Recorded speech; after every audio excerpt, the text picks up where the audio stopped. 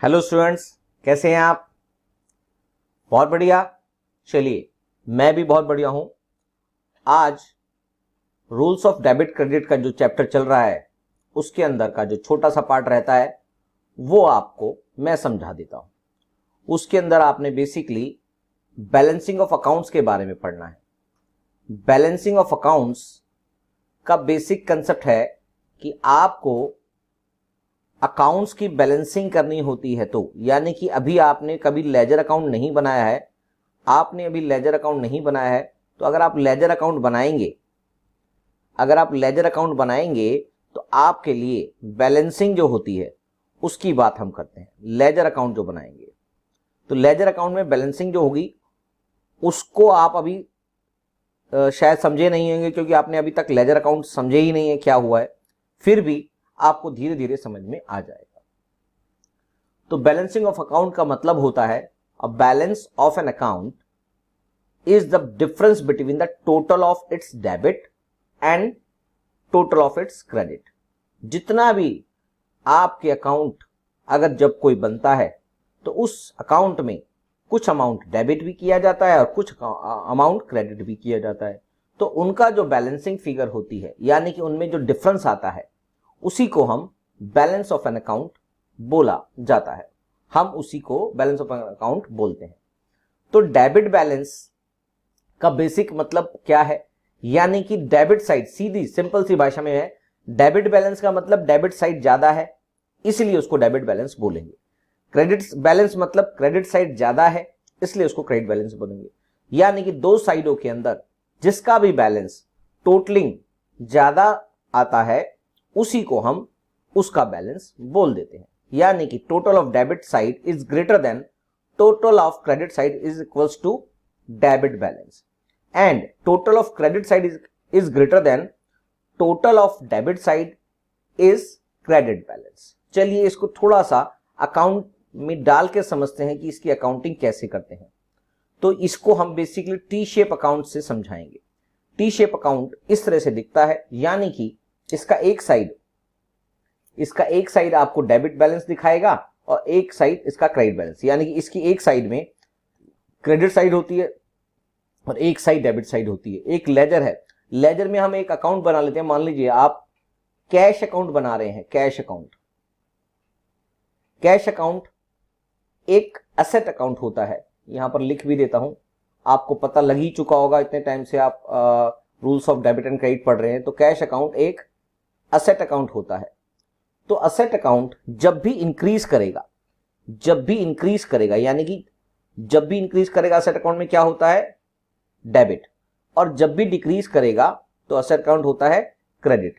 Correct, ये आपको समझ में आ गया। यानी कि राम से कैश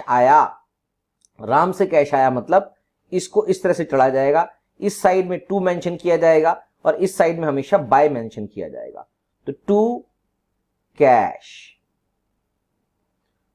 राम से, सॉरी कैश अकाउंट में कैश नहीं आएगा, गलती हो गई इसमें। तो चलिए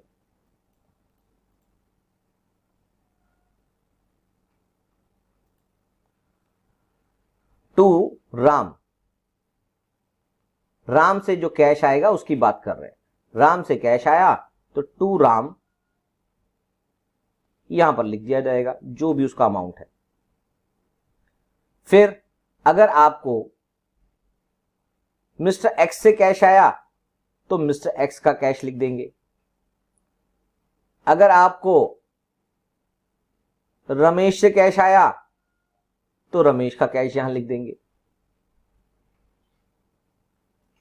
और अगर आपने रेंट के लिए पेमेंट की तो बाय रेंट यहां लिख देंगे। आपने सैलरीज देने के लिए पेमेंट की तो बाय सैलरी यहां लिख देंगे।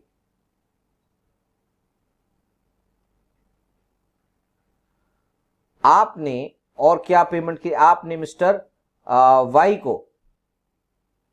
वाई को पैसे दिए क्योंकि आपने उनसे माल परचेज किया होगा, तो आपने उसको 10,000 की पेमेंट कर दी।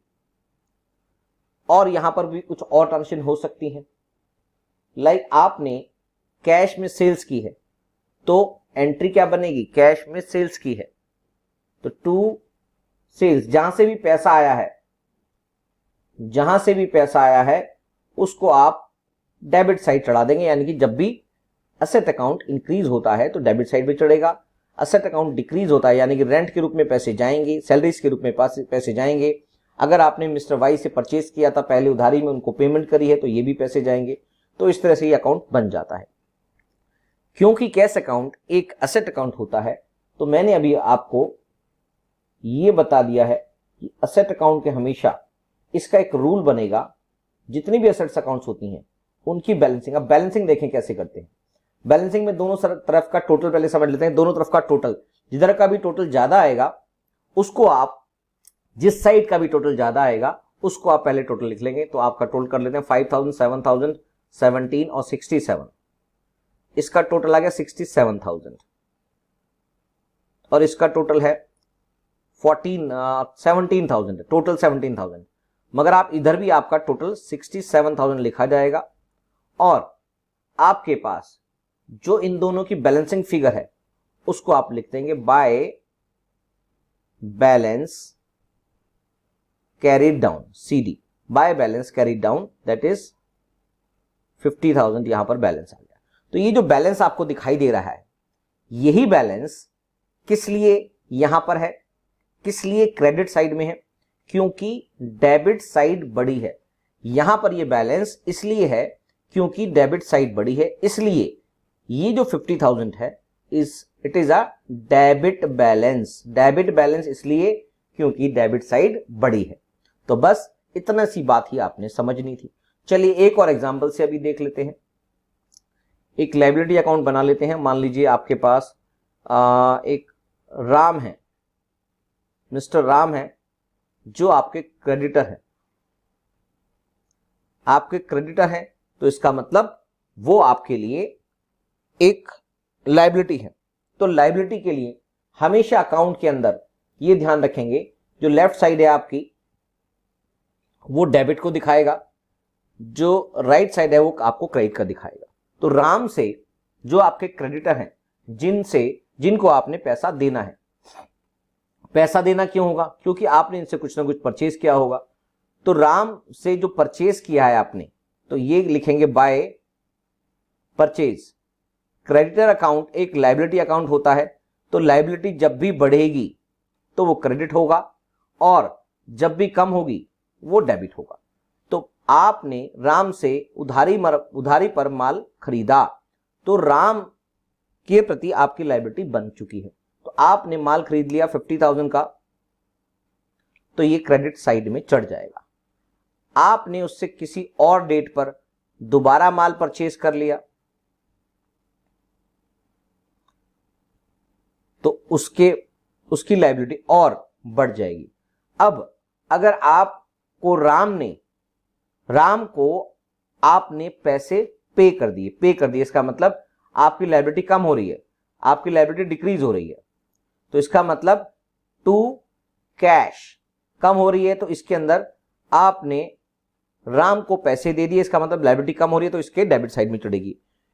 ऐसे ही आपने उसको दोबारा से एक चेक दिया तो टू बैंक 3,000 का चेक और दे दी, 30,000 का लिख देते हैं, 30,000 का चेक और दे दिया आपने। और आपने फिर राम से और गुड्स खरीदे, तो गुड्स खरीदे तो इसकी लायबिलिटी और बढ़ गई आपको। अभी उधारी पे माल लिए हैं आपने, मान लीजिए 20,000 पूरा लिख देते हैं, 20,000 के माल और खरीदे आपने। मगर आपने इसको फर्दर जो पेमेंट करी, टू बैंक करके आपने पेमेंट करी 5,000 की। अब इसकी भी बैलेंसिंग करते हैं। तो ये एक लायबिलिटी अकाउंट होने की वजह से हमेशा क्रेडिट बैलेंस ही शो करेगा अगर लायबिलिटी है तो। लायबिलिटी अकाउंट इसलिए है क्योंकि हमने इससे माल खरीदते हैं और इसको पैसा देते हैं, तो हमें इसको हमेशा एक क्रेडिटर के तौर पे देखना है। तो इसका मतलब हमेशा इसका एक क्रेडिट बैलेंस आपको नजर आएगा। तो इसका अमाउंट टोटल कर लेते हैं, क्योंकि ये क्रेडिटर है इसलिए इसको क्रेडिट साइड में अंदर ही टोटल करेंगे। पहले 50, 70 और 90,000 आपका इसका साइड में टोटल आ रहा है। और अगर हम इसकी बात करें यहां पर भी टोटल आ रहा है 90,000 ही लिखेंगे। क्यों लिखेंगे? क्योंकि आपने इसके अंदर 90,000 जो बिगर साइड है उसको देखना है, जो बिगर साइड है उसको देखना है कि यहां पर 90,000 आ रहा है। क्यों आ रहा है?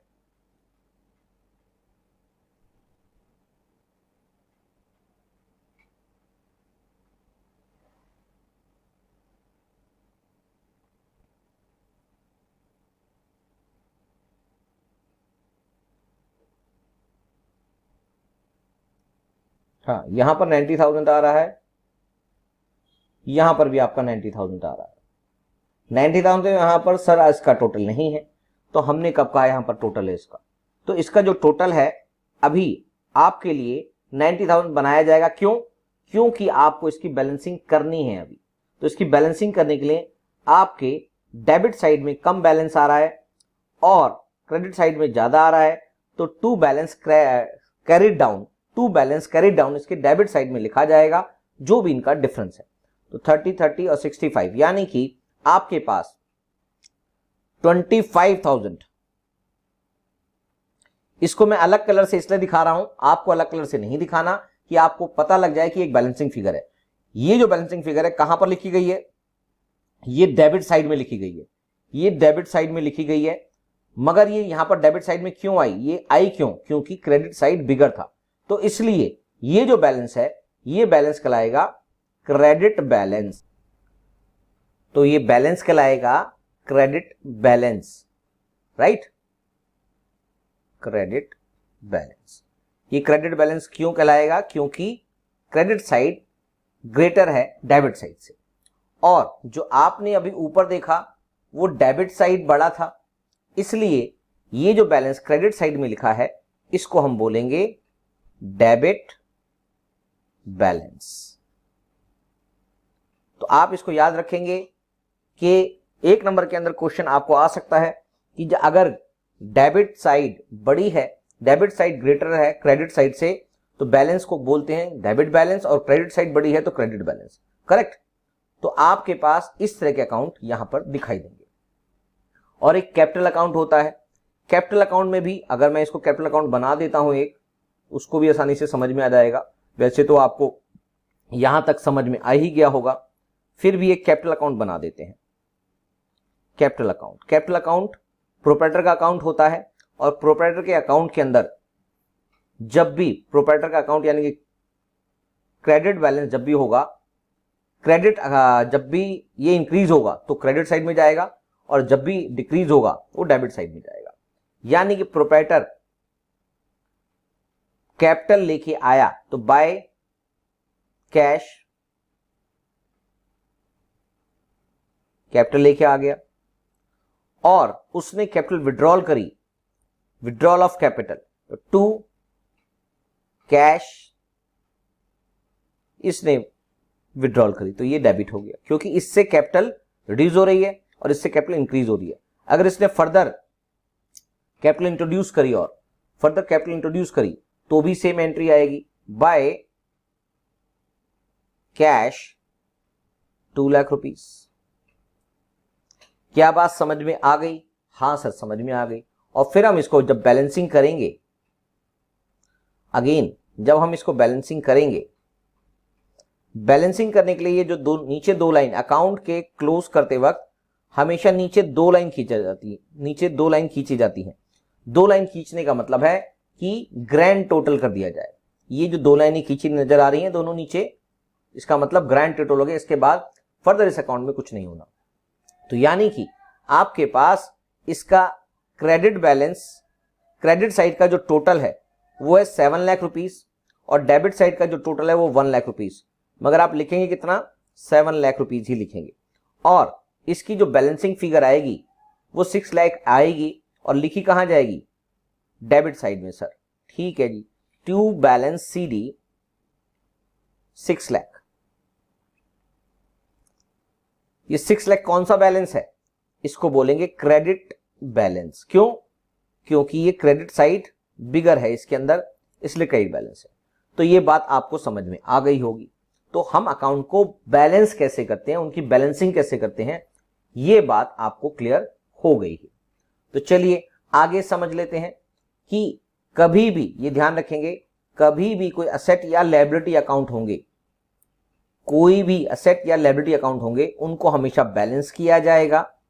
और कोई भी एक्सपेंस या रेवेन्यू अकाउंट होंगे, कोई भी एक्सपेंस या इनकम या रेवेन्यू अकाउंट होंगे, उनको कभी भी बैलेंस नहीं किया जाता, उनको बेसिकली ट्रांसफर कर दिया जाता है ट्रेडिंग और प्रॉफिट एंड लॉस अकाउंट के अंदर जब आप अपने फाइनल अकाउंट्स बनाते हैं। इसके बारे में हम आगे कई बार बात करेंगे, डिस्कस करेंगे। बस आप ये समझ लीजिए कि इनको बैलेंस करने के लिए हम ट्रांसफर कर देते हैं ट्रेडिंग या P&L अकाउंट के अंदर, इसलिए इनको नॉट बैलेंस वाले अकाउंट बोला जाता है। और जो अकाउंट हमें अगले साल के लिए कैरी फॉरवर्ड करने होते हैं, जो अगले साल आपके दिखाई देंगे, जिसको आप बैलेंस शीट में ले जाते हैं, वो असेट या लायबिलिटी होते हैं। क्या बात समझ में आ गई? तो asset account, liabilities account, capital भी एक इंटरनल लायबिलिटी होता है, तो कैपिटल के अकाउंट को भी बैलेंस किया जाता है। एक्सपेंसेस और रेवेन्यू अकाउंट को बैलेंस नहीं किया जाता। जो भी बैलेंस में उनका पैसा आता है उसको या तो हम ट्रेडिंग अकाउंट में ट्रांसफर कर देंगे या फिर P&L अकाउंट में, प्रॉफिट एंड लॉस अकाउंट में ट्रांसफर करेंगे, जिसके बारे में आप अगली क्लासेस में कुछ पढ़ेंगे।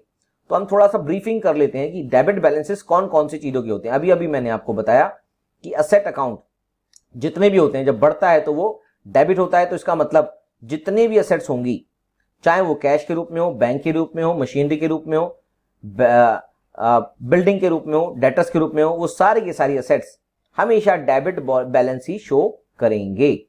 और एक्सपेंसेस जो होते हैं वो चाहे सैलरी के रूप में हो, रेंट के रूप में हो, डिस्काउंट अलाउड के रूप में हो, परचेज के रूप में भी हो, वो हमेशा डेबिट बैलेंस शो ही करेंगे। ये सारे अकाउंट हमेशा डेबिट बैलेंस ही शो करते हैं। क्रेडिट बैलेंस शो करने की बात करें तो इनकम अर्न या रेवेन्यू अर्न जो जितने भी होते हैं, जैसे sales account, discount received account, interest received account, ये सारी की सारी चीजें हमेशा क्रेडिट, ये सारे अकाउंट हमेशा क्रेडिट बैलेंस आपको दिखाई देंगे।